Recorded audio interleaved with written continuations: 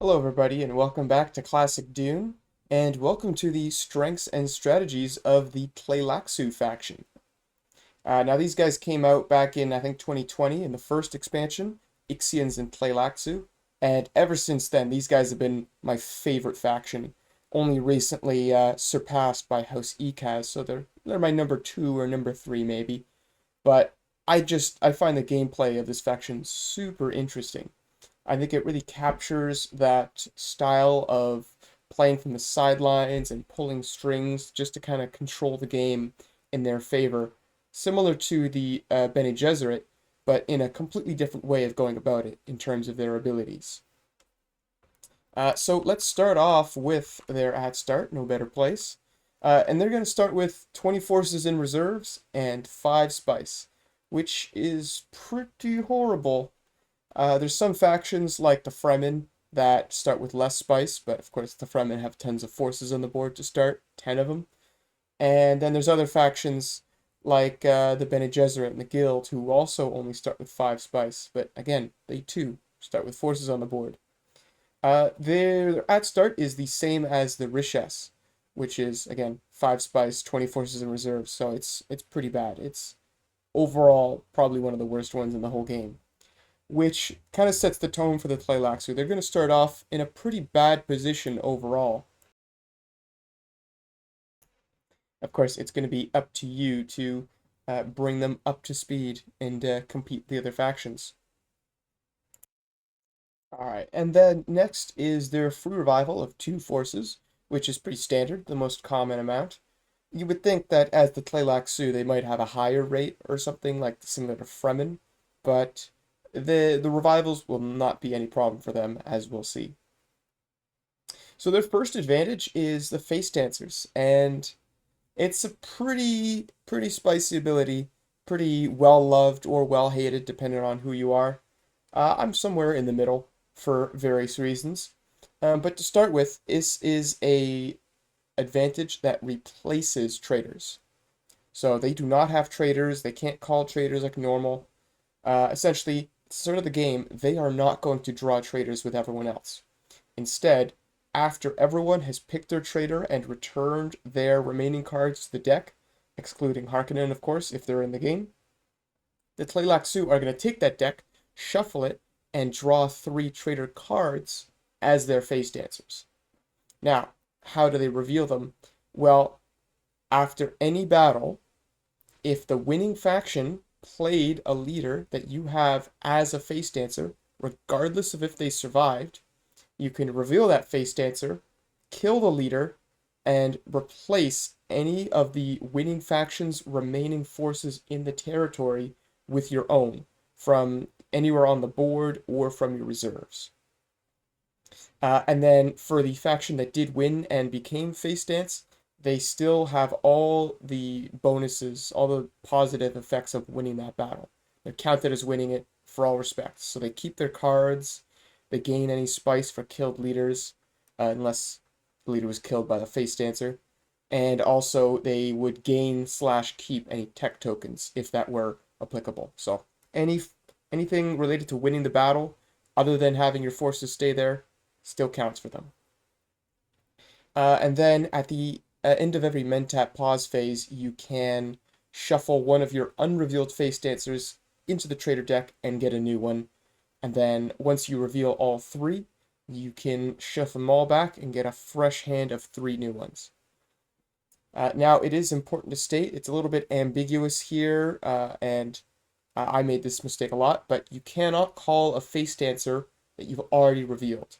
So let's say you call Duncan Idaho as a face dancer, and then he's revived, he's played another battle, and he wins. You cannot use that card that's already revealed in front of you to face dance him again. It's a one-shot ability. You'd have to play all 3 of your face dancers, get new cards, and then pull Duncan Idaho again, and then have him win another battle, and then you could call him. So it's only one use, which is great because you can offer the faction that you face dance that leader to revive back, and they know it's safe. I'm getting a bit ahead of myself, but I'll mention that again when we get to the advantage that applies to that. So, face dancers, are a little weird because it's tough to link them to winning the game. Usually, you think of the Harkonnens, you think, oh yeah, you call a couple good traders. It's pretty, not pretty, but it's decently easy for them since they have four. And then, get in a good position and you can win the game like that. A good Harkonnen might be calling traders, they might not be. But the Tleilaxu, weirdly enough, I feel like calling face dancers doesn't really correlate in any way to actually winning the game. And that's why it's a bit of a weird ability for me. I like it in concept, but I don't really like how it plays out because most of my Tleilaxu wins have been calling zero face dancers. And the times where I've called a ton of face dancers, even being able to call all three and get a new hand, I like have never won. So it's tough because calling a face dancer, you don't have to risk anything by doing it. It's just any battle that happens, you have a chance. But of course, if you do call it, it doesn't give you anything other than forces on the board, which saves you a bit of money. And if you're playing the game well, money won't be a huge problem for you in the later game. So all you're really doing is putting forces on the board where you're vulnerable, and at the start of the game, you're not gonna have a good hand of cards. Your suite of leaders isn't very good, and you have no combat abilities. So really, you call a face dancer at the wrong time, and it's just exposing you to risk because now other factions can come and fight you and kill your leaders and discard your cards, which might not necessarily be a big deal, but calling face dancers doesn't really help you win unless you're already in a good position. So my main and also it's kind of random. It's tough to really influence things since you're not a direct factor to calling face dancers. You don't have to be in the one fighting people like you do for traders. They just happen. But if you do have the opportunity to call a face dancer, I think you kind of have to judge for yourself the likelihood of that leader coming up another time later on and it being a better time. So if it's, a bad leader, it's a faction that like basically won by a fluke, they're not likely to win again because they're not in a great position, I'd say call it. Especially if the leader died as a result of winning the fight, definitely call that because it's going to be tough to orchestrate that leader coming up again. However, if it's not a great position for you to be in, like there's not a lot of forces that you can replace, or it's just not a good time for you, and especially if the faction that you could call face dancer on is in a really strong position, they're likely to win that battle, like win another battle later on. And again, especially if it's a high strength leader for them, one they'll be likely using to win battles with, I would say hold off. Play cards close to your chest, wait for another time where you can call that face dancer, and let's say you have more spice to dowl those troops with, cards to play in battles that they might get in, and leaders to use. So, bit of a weird advantage, and honestly, in most cases, you could almost forget it's there, and you can still be playing optimally. The rest of these advantages, though, are great. If the first half of this faction sheet is a bit lackluster, in my opinion, the second half is where the real meat of the faction is. So there's a whole revival ability broken up into different sections. So we'll cover them one by one. So Tleilaxu Revival. You have no revival limits. Now these 5 words mean a whole heck of a lot. Because if you go into the rulebook and you look at the revival phase, any limit that you could conceivably see there does not apply to you. For example, you can revive as many forces as you want on a turn. There's no limit of 3. You can revive your leaders at any time. You don't need to wait for all 5 to be dead. And, better yet, you can revive leaders as many times as you like. So normally, if you lose a leader, you have to wait for all 5 of them to die, and then you can start reviving. And then if you lose a leader a second time, you have to wait for all 5 of your leaders to be dead a second time, and then you can revive that dead again leader. Well, that also does not apply for the Tleilaxu. They can keep on playing Zol in as many battles as they like. If he keeps on dying, they can keep on reviving him. Essentially, if I haven't covered it, if it sounds like a limit to you during the revival phase, it does not apply. Now, you make payments to the Spice Bank at half price. So this is going to be on, I believe it is your total amount.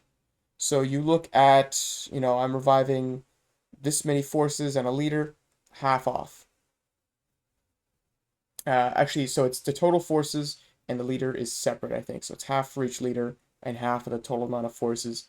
This can get weird when you have an ally like the Ixians, where their cyborgs cost 3, and you can give this ability to them. But essentially, it's half off the forces and half off each leader. And then again, a simple sentence that has a whole lot of weight. Other factions make revival payments to you. So whenever factions do pay to revive extra forces or a leader, if that time comes, they pay all that spice to you. Now, this is not as strong as the guild or the emperor's abilities, just simply because most turns a faction is going to either pay to ship or pay for cards. But honestly, sometimes you could go a whole game, even that you win, and you never once pay extra spice for revivals. And so this is the first indicator of how you really have to play the game as Tleilaxu. You have to be getting forces in the tanks.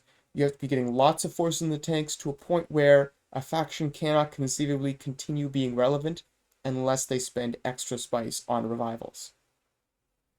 Now, for leaders, it's a little bit out of your control since, again, there's that limit of you have to have all 5 leaders dead before you can start reviving. But luckily, the Tleilaxu have a way around this. So the next up is Force Revival. You may increase the 3 Force Revival limit for any other faction to 5. So this is any 1, any 2, 3, 4, all of them, none of them, anything. Also, for each faction using Free Revival or a Gola card, you take 1 spice from the Spice Bank. So this is a way to supplement your income because, again, most times factions aren't going to be paying for extra revivals, but if they do use their free revivals, you're going to get a little drip feed of spice, which is really neat. In addition, you can up their revival limit to 5, which means that if a faction does want to be able to pay spice to revive extra forces, you can let them revive more. And sometimes I actually like to offer factions, hey, I'll up your limit to 5, revive more forces, and I'll bribe you back half of what you spend. Since, of course, Tleilaxu can't give straight up discounts on forces, you have to sort of manufacture it with a bribe, but you can totally do that. And it's great because I think an open Tleilaxu tanks is better for you. Even if you're giving cheaper deals, more forces revived means more forces kind of thrown into the meat grinder, coming back into the tanks, and then being revived again. And I will get more into my philosophy on how you want to structure discounts on forces and how open you want to be. But for the moment, I'll say give discounts, give leeway. Basically, make it, like a closing sale. Everything must go.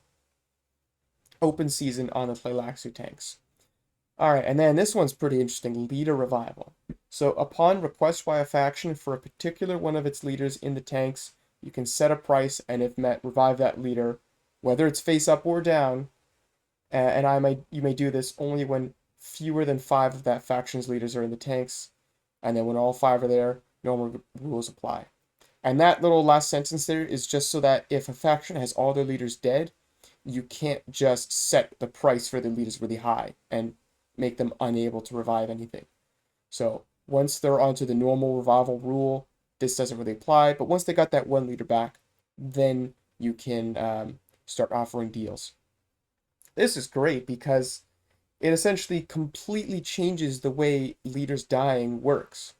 Because normally, in a battle, the worst thing that can happen for you usually is a leader to die, especially a high strength one, because unless it's a really valuable card like a lasgun or a poison blade or something, you can always just buy more cards. And if you lose forces, you can always revive more forces. But with leaders, it's a lot more strict in terms of how you can get them back. It's very difficult. There's 1 card in the whole deck, the Gola card, and if you're the Emperor, one of the 2 Karamas can do the same thing. So losing a leader is a huge deal. But with a Tleilaxu in the game, if they're willing to negotiate, you can get leaders back at any time, with, of course, the only restriction being 1 of your leaders per turn.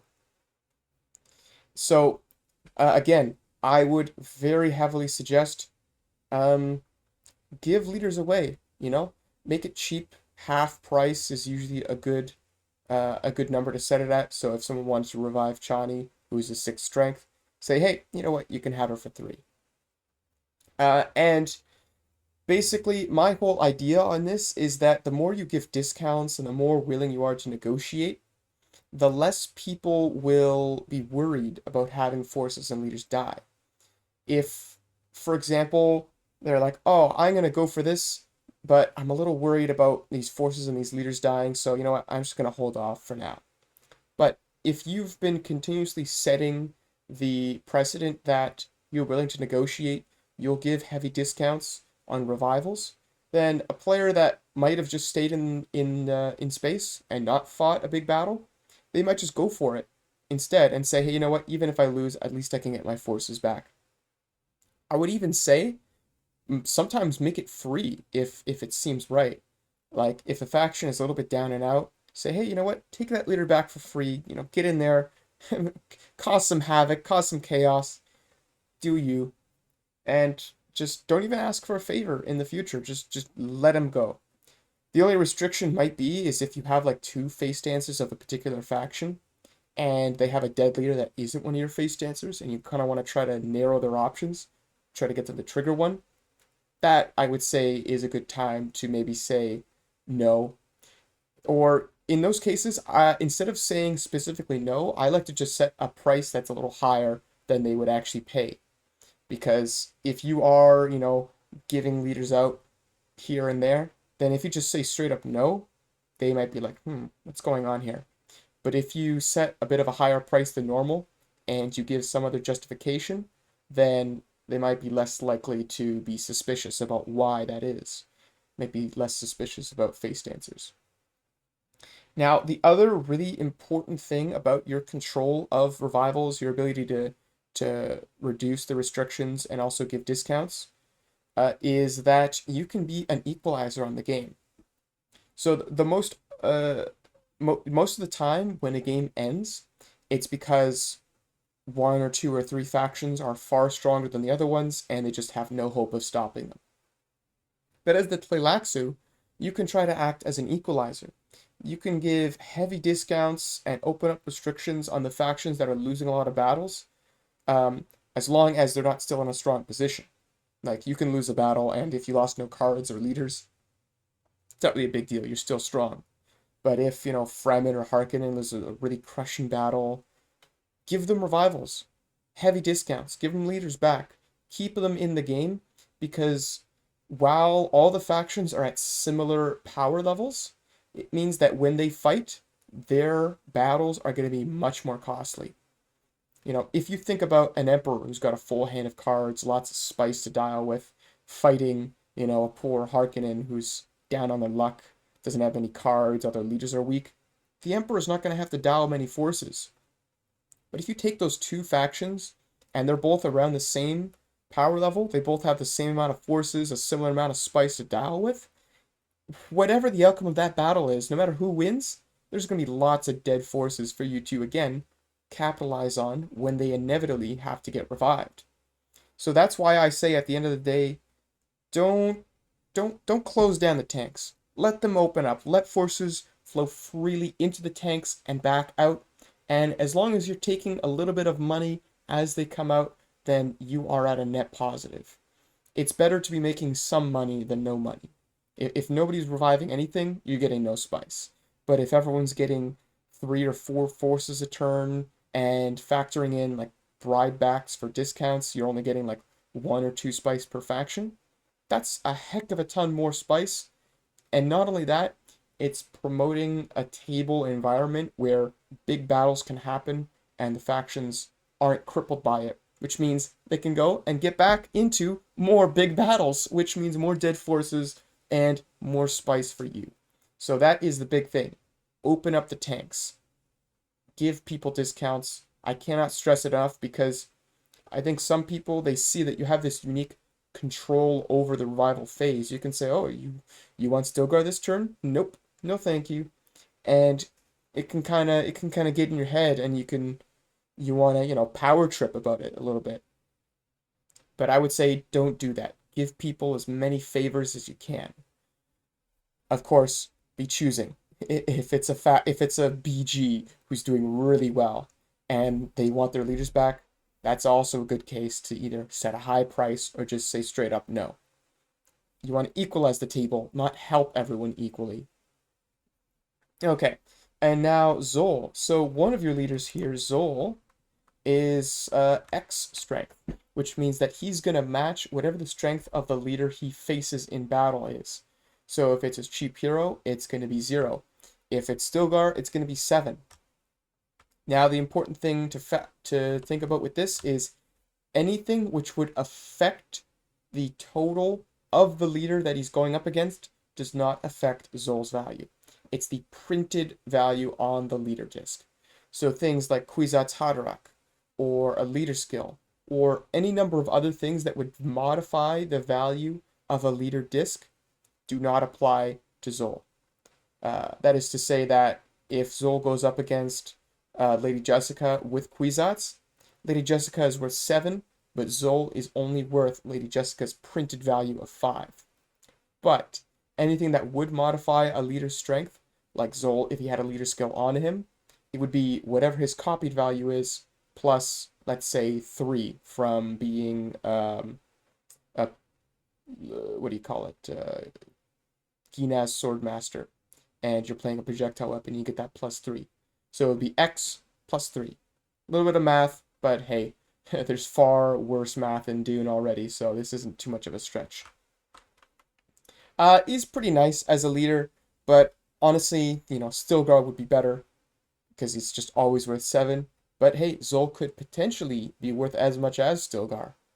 So it's interesting, it's neat, it's not super strong, and it can definitely be a weakness if an opponent calls their bluff. They know that their leader is going to die no matter what. They play a low leader, and if you end up playing Zol, now your Zol, even if he survives, might only be worth 1 or 2. And sometimes that could be the deciding factor. So Zol, not really great. And by the way, he costs 3 spice to revive, no matter who he copied when he died. And that's including your discount. So it's 3 spice to revive, and it's not half of 3, it's just 3. Okay, and now for the only advanced game advantage, Golas. So when you have fewer than 5 leaders alive, you may revive dead leaders of other factions at your discounted rate and add them to your leader pool, up to a limit of 5 total active leaders for your faction. So yeah, you can straight up, if you're playing advanced, you can just get rid of your entire leader pool and become another stronger faction. You could get a bunch of BG leaders and Fremen leaders and have the best leader pool in the whole game, which is fantastic because the Tleilaxu have probably one of the worst leader pools in the whole game. Right down there with Chom, Rishes, Ekaz. It's awful. Very bad.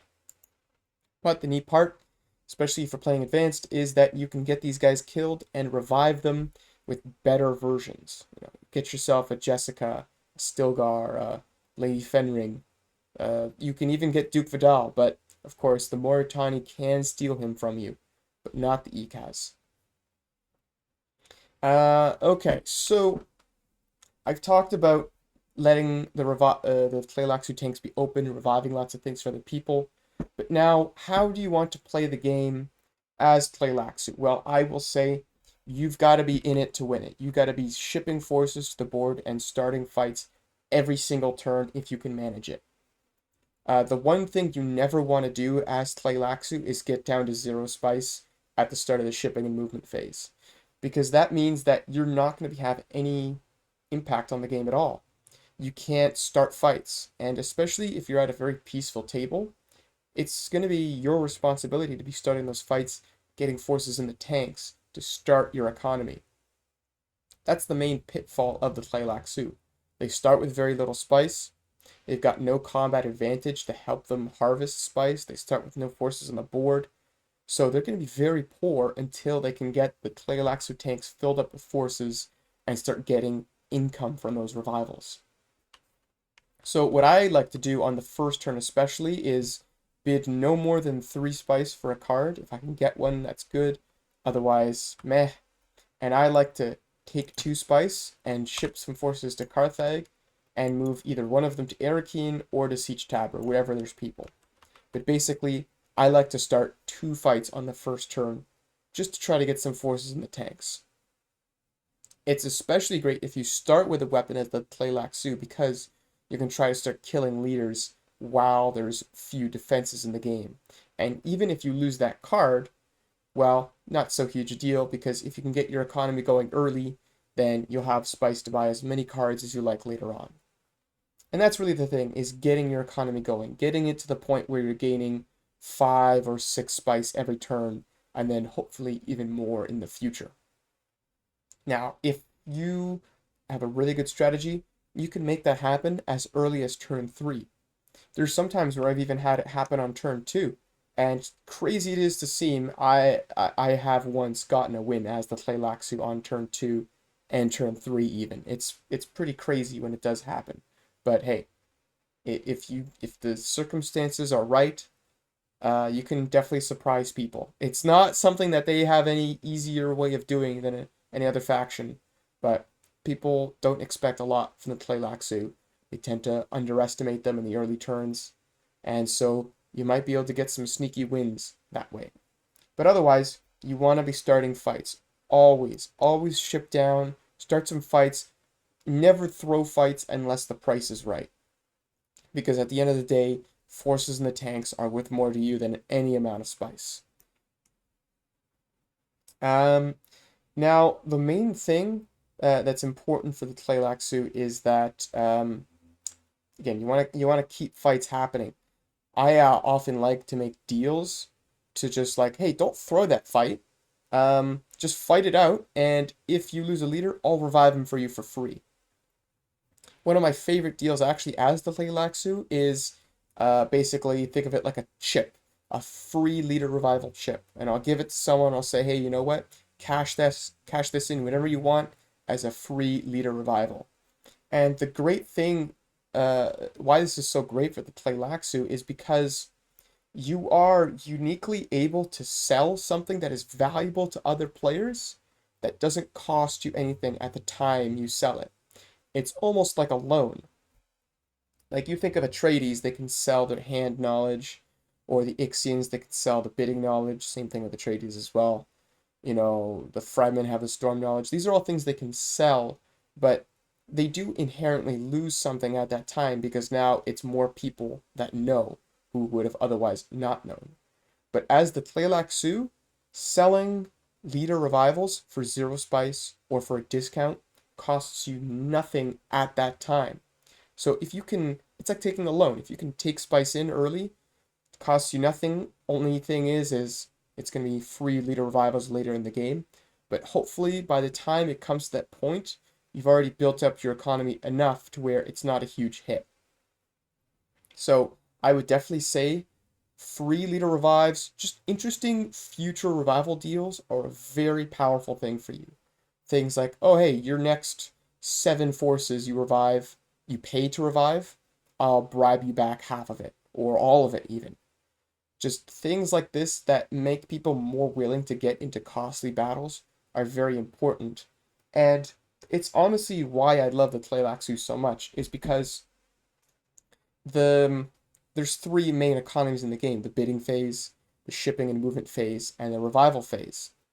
The bidding phase and the shipping and movement phase are pretty free-flowing, and there's not much that the Emperor or the Guild can do to exert control over their respective phases. But the revival phase is inherently, at base, a very restrictive phase. There's lots of restrictions. You can only revive so many forces per turn. It's very costly to do so. It's hard to revive leaders.